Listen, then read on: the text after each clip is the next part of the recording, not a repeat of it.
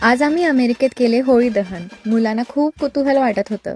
होळी दहनासाठी त्यांनी काड्या करून आणल्या आणि लागलो आम्ही पूजेच्या तयारीला. होळी रे होळी पुरणाची पोळी. आज नैवेद्यासाठी सुद्धा पुरणपोळीचा बेत केला.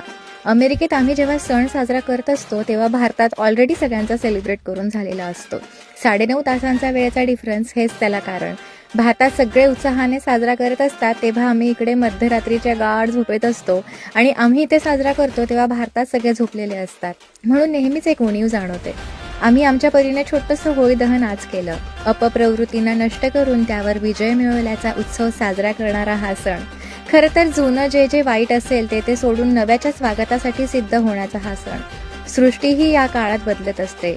वृक्ष आपली जीर्ण झालेली जुनी पाने त्यागून नवीन धारण करत असतात. अनेक झाडांना मोहर आलेला असतो. असं हे आमचं छोटंसं पूजन आणि तुम्हाला सगळ्यांना होळी आणि धुलीवंदनाच्या खूप शुभेच्छा.